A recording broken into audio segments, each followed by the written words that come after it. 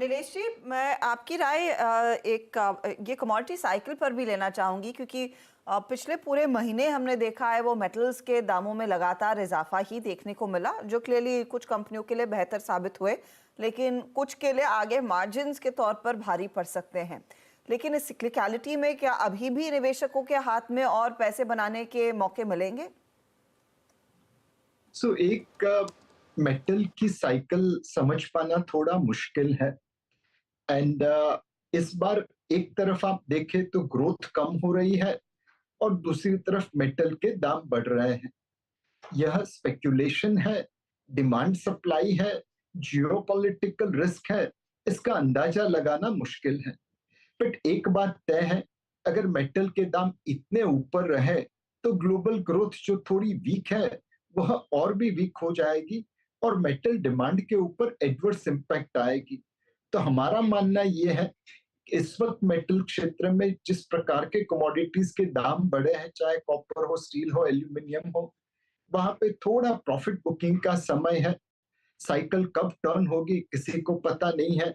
But इस level पे metal prices को सस्टेन होना थोड़ा मुश्किल लगता है, looking at the global growth. यहाँ पर एक और चीज नीलेश जी जो हमने रीसेंट पास में देखी है वो हेवीज वर्सेस मिड कैप्स, और उस पर हमने खूब चर्चा पहले भी की है। यहाँ से अगले मूव के लिए आपको क्या लग रहा है? दिग्गजों में ही सबसे ज्यादा वो पोटेंशियल अभी भी दिखाई दे रहा है, अर्निंग्स के लिहाज से हो या फिर बाकी के जो ट्रिगर पॉइंट्स हो? ये साल दिग्गजों के नाम ही है अब तक। तीन क्षेत्र जिसे हम देखें जिन्होंने अच्छा परफॉर्मेंस नहीं किया है, अंडर परफॉर्म किया है, वह है आईटी, एफएमसीजी और प्राइवेट बैंक्स। इन तीन क्षेत्र में ज्यादातर दिग्गज कंपनियां हैं और उनकी वैल्यूएशन डी रेट हुई है।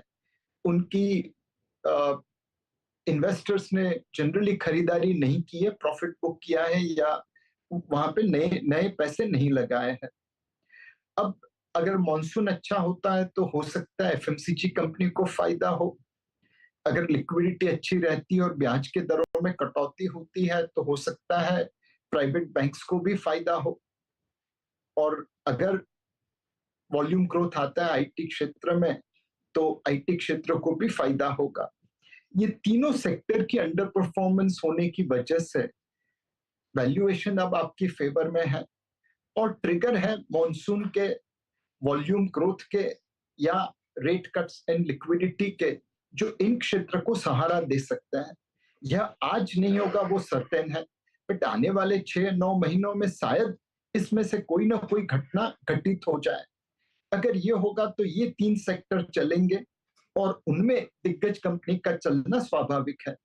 तो ये सारे कारणों की वजह से मुझे लगता है कि large cap risk adjusted return wise अब सबसे अच्छा मौका दे रहे हैं। मिड और स्मॉल कैप में आपको बहुत सिलेक्टिव होना पड़ेगा और माइक्रो कैप और एसएमई में प्रॉफिट बुक करने का समय है। आपका व्यू कंसिस्टेंट रहा है। एक आखिरी सवाल मेरी तरफ से, वोडाफोन आइडिया का एफपीओ आया और एक ऑब्वियसली स्टॉक स्पेसिफिक सवाल नहीं है मेरा, लेकिन मैं एक बहुत जनरल सवाल पूछ रहा हूँ आपसे। एक 18,000 करोड़ के एफपीओ पर 1.25 करोड़ की बोलियां, ये क्या बता रहा है आपको? क्या ये एक सेक्टर में कॉन्फिडेंस है कि जो इतना बड़े सिर्फ एक होप ट्रेड पर लोगों ने इतना पैसा लगा दिया, या फिर ये भारत की ग्रोथ स्टोरी पर एक कॉन्फिडेंस है? और इस स्पेस में अब आपका क्या व्यू है? अनुज भाई, इंडिया में आप जो भी कहे उसका ऑपोजिट भी आप प्रूव कर सकते हैं। तो इस ट्रेड में कई लोग आए हैं जो टेलीकॉम क्षेत्र पे बुलिश है। उन्हें लगता है इलेक्शन के बाद टेलीकॉम आरपूस में अपवर्ड रिविजन होगा एंड उस वजह से टेलीकॉम कंपनीज को फायदा होगा। कुछ लोगों ने कंपनी स्पेसिफिक कॉल लिया है कि ये कैपिटल इन्फ्यूजन की वजह से उनकी सेकेंड इनिंग चालू होगी।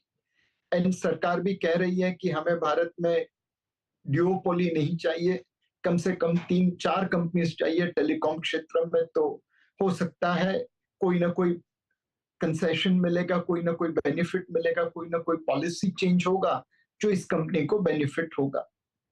तीसरा, कुछ ऐसे लोग हैं जिन्होंने देखा होगा कि भाई ये 10 रुपए का स्टॉक है, चलो निवेश कर देते हैं, देखी जाएगी क्या होगा। तो मेरे हिसाब से अलग अलग प्रकार के लोग अलग अलग व्यू से इस कंपनी में आए हैं। मैं आशा रखता हूं कि समझदार लोग ज्यादा आए होंगे, मोमेंटम चेजर्स कम आए होंगे। नीलेश जी बहुत बहुत शुक्रिया हमारे लिए समय निकालने के लिए। It's always a pleasure speaking to you sir.